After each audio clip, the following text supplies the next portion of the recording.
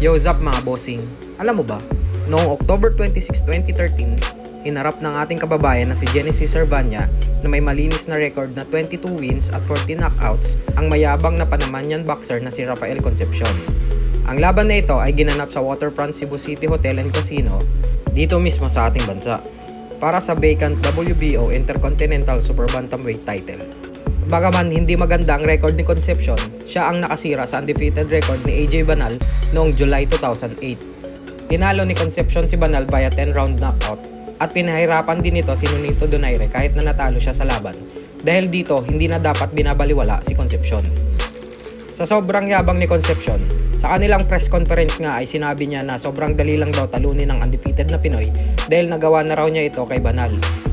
Sinabi pa niyang hindi daw siya pagpapawisan sa laban nila ni Servania at mas malakas pa daw ang kalaban niyang si Banal kaysa kay Servania. Nagdala pa nga ito ng unan dahil ayon sa kanya, ito ang gagamitin ni Servania kapag pinatulog na siya sa laban. Pagdating ng laban sa unang round halatang gigil si Servania, agad siyang nagpakawala ng mabibigat na kombinasyon.